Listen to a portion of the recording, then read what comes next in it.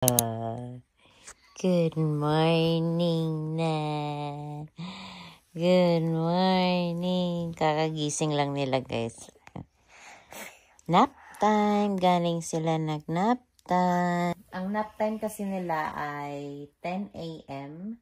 Pinapatulog ko na sila kasi mamayang 2 ay mga quarter to 3 susunduin na namin si Kuya. So by that time, good mood na sila. And ngayon ay mag-aalauna na. Magluluto na ako ng lunch namin. So, hi! Welcome again to our vlog. So, ngayon maulan kami, guys. Ito mga bata. Ang hirap talaga na isa lang yung sasakyan. Kawawa yung mga bata. Si daddy kasi ay pang-umaga siya ngayon. Kaya, ayan, kailangan silang gisingin. Kailangan silang gisingin ng maaga kasi kailangan namin ihatid si daddy sa work. Kaya ayan, napupuyat sila. Tapos sa gabi naman, natutulog naman kami mga bandang 8 or 9 kasi sinusundo din namin si daddy. Sinusundo namin siya ng 7. Tapos nag-dinner kami ng 8. So mag-rest lang ng isang oras. Tapos tsaka kami makatulog kasi hindi din maganda na, diba? Hindi maganda na tawag nito. Matulog ka agad pagkatapos kumain. Kaya, pati ako napupuyat. Nakakapagod yung situation na ganyan. Kasi ang work kasi ni daddy ay maaga. Kaya kailangan nilang gumising din ng aga. Kailangan namin gumising. But we're waiting na matapos na yung sasakyan. Sana ay matapos na talaga siya, guys. Kasi ang hirap talaga. Kasi nahihirapan kami. Pati yung mga bata. Kaya, napaka-importante talaga dito yung sasakyan kapag meron kayong mga anak. Siguro kung si Kuya ay hindi pa siya nag-aaral, so okay lang sana na wala kaming sasakyan. Kasi syempre di naman kami umaalis na sa bahay lang. But yun nga ay nag-aaral si Kuya, walang school bus yung school niya. Kaya, kailangan talaga namin ng dalawang sasakyan para maghatid sundo sa kanya. And at the same time, kung may mga check-up or may mga appointment na kailangan puntahan, ako na din yung nagdadala ng mga bata. And ngayon, nagkakasakit kami. Ako meron akong sipon. Ito si Alicia, may sipon ubo. Si Pio din. Ganun din, may sipon. Kaya wala din akong saktong tulog. Kaya medyo lumalalim na yung dito ko. Walang saktong tulog kasi pagising-gising sila, hindi sila makahinga sa madaling araw. Nakakapagod kapag ganito talaga nataglamig na kasi ang mga bata ay nagkakasakit. Tapos pagkatapos nila magkasakit, ang mga magulang na naman, si daddy din sinisipon din. So kami dito sa buong bahay ay may sakit. Tells me so. Let's go down. Oh, let's go down. Let's go, Pio. Bababa na kami, guys. Kasi magluluto si Mama. Where's the dodo, Pyong? Where's the dodo? Alicia, where did you put it? Okay, it's here. Ay, kawawa naman talaga mga bebe ni Mami ba? Hindi na. Bababa na kami, guys. Oh, let's open the door. Maulan kami ngayon. Ayan, maulan. Pero hindi pa kami nag-heater kasi kagabi inon ko yung heater. Sobrang init ng bahay. Sumakit yung ulo ng panganay ko. Sabi ni daddy masama daw kapag sobrang init. Kaya hindi muna kami mag-heater talaga. Kasi yung mga bata nga ay hindi sila sanay sa sa mainit na lalo na sa heater. So, dito sa loob ng bahay namin, guys, malamig kami. But, it's okay kasi para sa mga bata. So, magluluto lang ako, mag-aadobo lang ako ngayon. Magluluto muna ako, guys, para makakain na yung mga anak ko. And, ako din, hindi pa ako kumain eh. But, it's okay. Ayan, anood mo na sila. So, yun nga, guys. Ang hirap. Mahirap kapag walang sasakyan. But, nung tinawagan naman ni daddy, sabi couple of weeks daw ulit.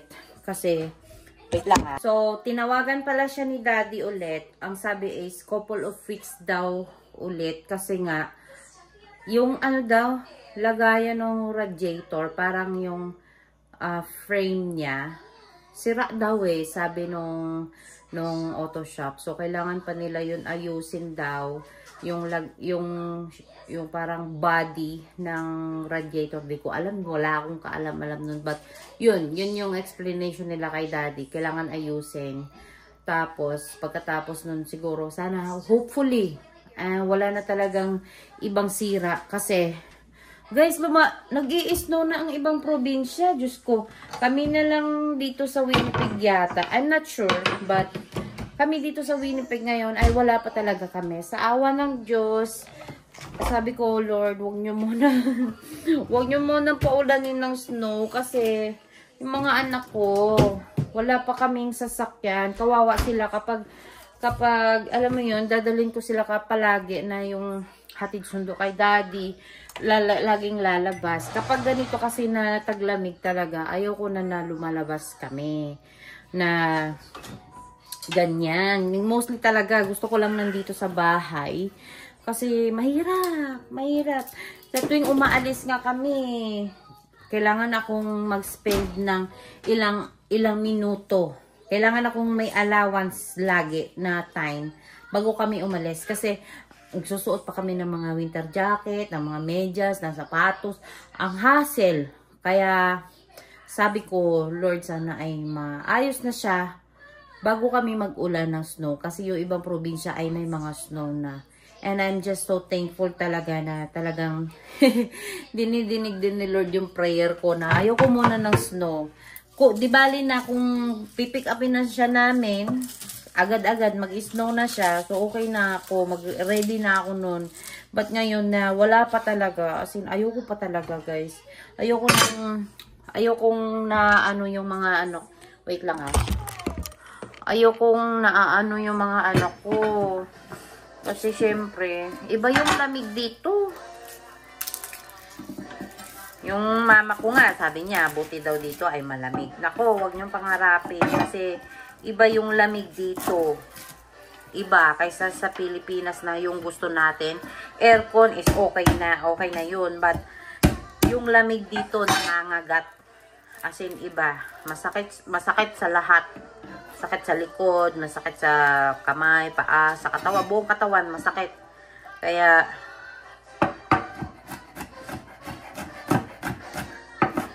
eto, nag-ano na ako guys ng mga ingredients. Nag-ano na ako ng bawang, sibuyas. Maghiwa muna ako kasi panigurado gutom na yung junakis ko.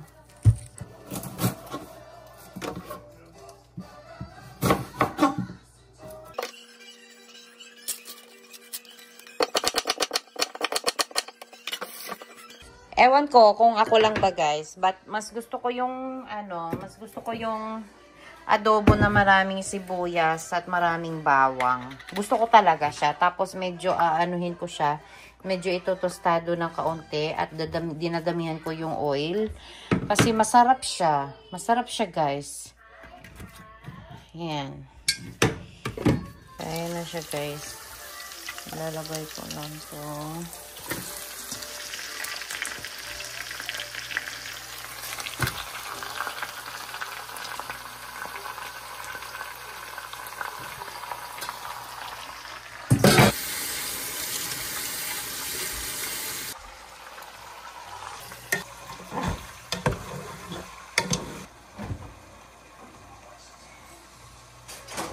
Ito ba guys, yung longgan sa Costco. Ang sarap. Sobrang tamis. Sarap. Lagi kaming bumibili ng longgan sa Costco. Kasi habang meron pa, kasi pag ano na naman, mawawala na naman to. Iba na naman prutas. Sarap. Ano yarte? $6.99. Puno na siya. Hanggang ito. Up. Product of Vietnam daw siya. Sa Philippines pa ako mahilig ng longgan.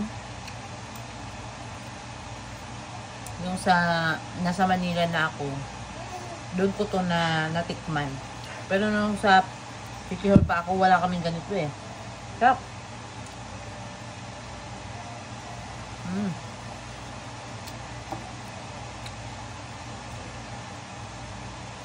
Para siyang lansones.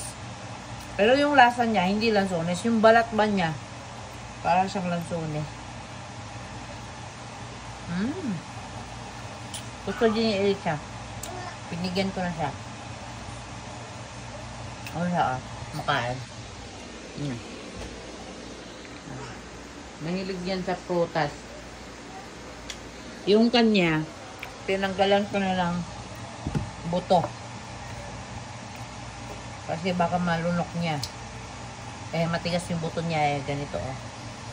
Kaya, tinanggalan ko na ng buto. Dito kami magastos sa mga bata. Yung putas.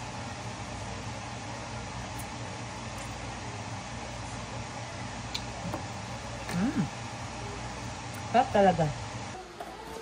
Tatapon lang ako ng ano eh. Basura.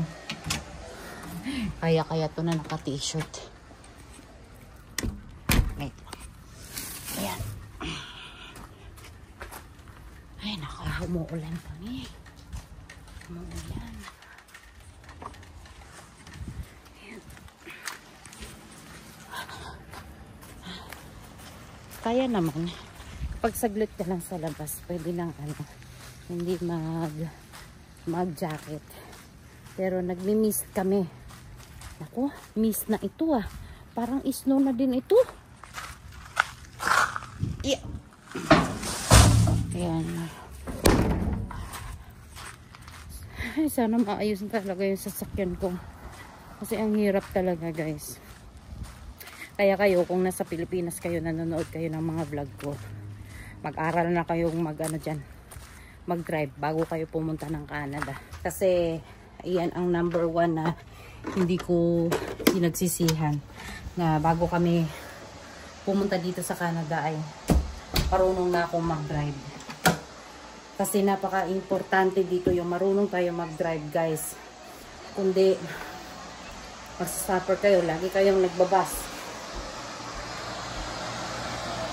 Napaka-importante yung ano dito sa sasakyan. Lalo na kapag meron kayong anak, napaka-malaking tulong. Pero feel ko, kahit naman siguro wala kaming anak, kukuha pa din ako ng sasakyan. Kasi, tawag na ito, mapupuntahan ko kung saan ko gusto pumunta. Tapos, kapag nag-grocery ako, hindi na ako yung mahihirapan na makikisiksik sa bus or maghihintay ng Uber. Mahirap din kapag naghintay ng Uber guys. Kasi matagal silang dumating minsan and then syempre magbubuk ka pa. Di bali lang yung binayad ko na lang sa mga Uber, taxi, ipang bi-weekly ko na lang sa sasakyan. Kaya sa mga nanonood sa akin na nasa Pilipinas, tapos nagbabala kayong pumunta dito sa Canada, mag-aral kayo mag-drive dyan. Maniwala kayo sa akin. Napaka-importante ng ano dito, sasakyan. O nga pala guys, sa mga